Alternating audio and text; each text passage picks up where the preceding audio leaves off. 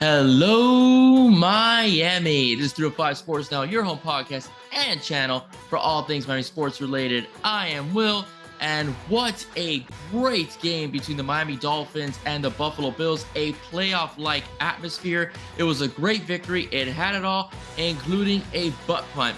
But before I get into my analytics of the game, I just wanted to make a correction from last night's episode. I mentioned Drake May, the quarterback out of North Carolina, had 11 touchdowns and 1 interception. When I read you those stats, it was ESPN not yet updating their statistics. It's actually 16 touchdowns to 1 interception, and that's going to be the Miami Hurricanes' next opponent, which will be the Tar Heels of North Carolina at home. So we'll stop the Canes talk because we're going to dedicate everything to the Dolphins today. So I just want to talk about Josh Allen, right?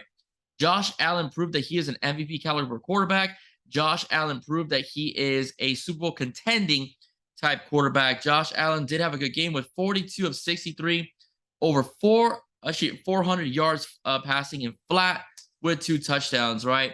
Buffalo did everything they could to win this football game, right? They totally dominated time possession. The Bills had the ball for 40 minutes and 43 seconds. They ran 90 plays, right? 90 plays. It looked like the old Chip Kelly offense out of Oregon, okay, out of Oregon as well, but end up well, in the end, they lost the football game, and it's a few miscues and poor clock management from the Buffalo Bills. And, well, they kind of, ended up looking kind of like this, like every other Bills fan, including this guy. Roll the video.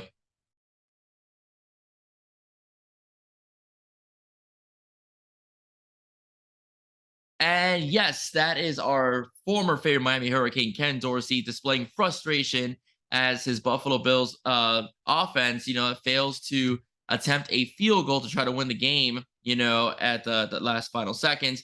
The Dolphins become 3-0, and they are division leaders. They finally break that streak against Buffalo Bills of losing 7 games in a row. All right, that doesn't defeat the purpose, man. The Buffalo Bills did have 6 starters out, but they're still a very, very good football team, and we'll get more into what they've done to other teams before facing the Dolphins. The Dolphins, let's face it, they came ready to play. They knew what they were up against. They knew they were the underdogs. They were about a 5-point underdog at home against Buffalo. And although they did not have much of the football, as I told you, the Bills had the ball for over 40 minutes, excuse me. The Dolphins did the best of what they could with their offense, all right? Tua went 13 of 18 with 186 yards passing with 1 touchdown. He had a huge pass to Jalen Waddle of 45 yards. Waddle finished the day with 4 receptions for 102 yards.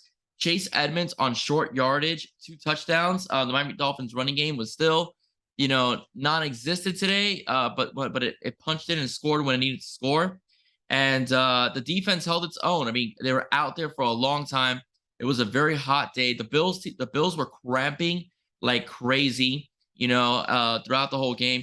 Miscues on offense by Buffalo and great execution on defense by the Miami Dolphins enable them to win this football game. The Dolphins had 4 sacks in the game, 2 of them coming from Melvin Ingram, which led to the first touchdown by Chase Edmonds in the first quarter. They should have had like 8 sacks, okay? Because the thing is, Josh Allen is like 6'3" and like 240 pounds. He's a bulldozer, not easy to take down, not as fast as Lamar Jackson, but he's definitely a harder takedown because he's just a bigger guy. And the Dolphins would have sacked him 8 times. I counted. It wasn't for the fact he was able to muscle his way out of potential loss of yardage. Okay, so the Dolphins did put pressure. There was a lot of pressure. There was a lot of errant throws. He should have been picked off 4 times, right? Tua had that one bad pass that Milano could have taken back into the end zone.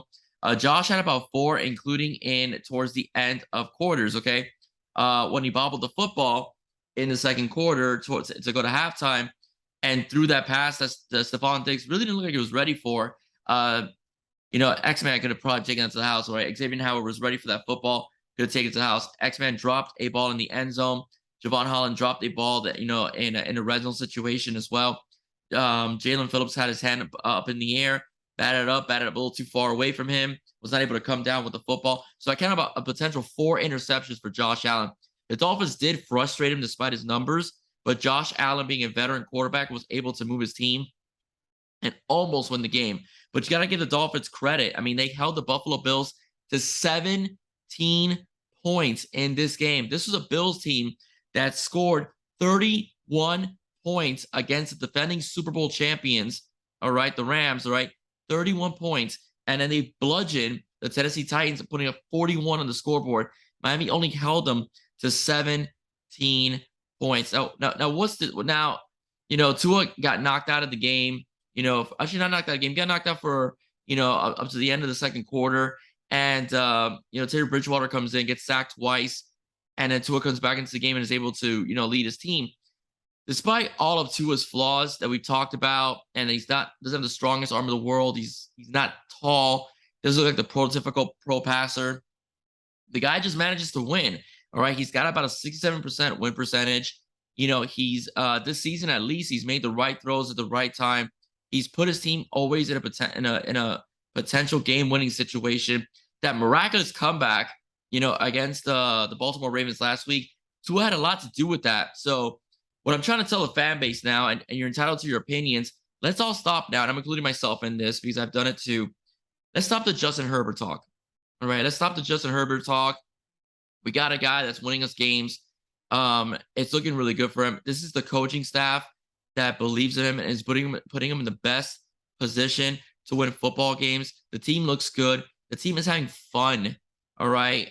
They look like college kids, despite being professional athletes and being grown men. They're having a good time. All right. So let's just enjoy this ride and not look for reasons to tear Tua down or tear down this team. Okay. So that's all pretty much I have to say about Tua. The defense is still, they bend it and break. They struggled, against the Baltimore Ravens. They had a tough go around, in terms of not being able to get off the field against Josh Allen, the Bills. But the Bills have been doing that to everybody this season. But the defense held its own, okay, despite giving up tons of yards to Buffalo, time of possession. When push came to shove, they held their own. All right, they were able to put Josh Allen in difficult situations in terms of coverages. They were able to put pressure, which made Josh Allen have to scramble out of the pocket and run the football, taking some hits, right, as well. So the defense did do its job, right? The defense did do its job when it needed to do its job. The offense, when out there, was effective, right? Was effective. Special teams was pretty solid despite the butt pump block, whatever you want to call it. Okay, all I know is it's gonna become a viral meme, right? A video altogether. So the Dolphins, good thing they won because that would have been the butt of jokes, no pun intended, if they would have lost this football game. So again, hand it over to the Fins, right? They're winning games. All right, they're 3-0. They're tops in their division.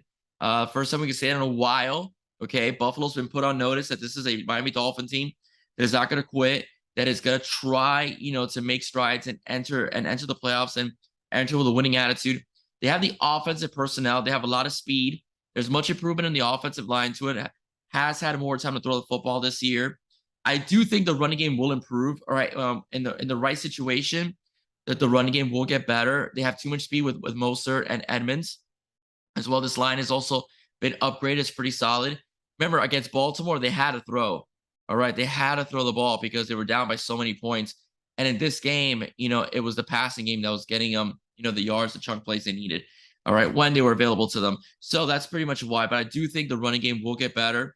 They face Cincinnati this upcoming Thursday night. It will be a Prime Video game. And I do think the Dolphins on a short week will be able to at least handle Cincinnati. They should win this football game. The line has been struggling to protect Joe Burrow. So I do think that it's going to be feast or famine for the Dolphin defense. All right, I do think they're going to put a lot of pressure on Joe Burrow, make him make some tough throws.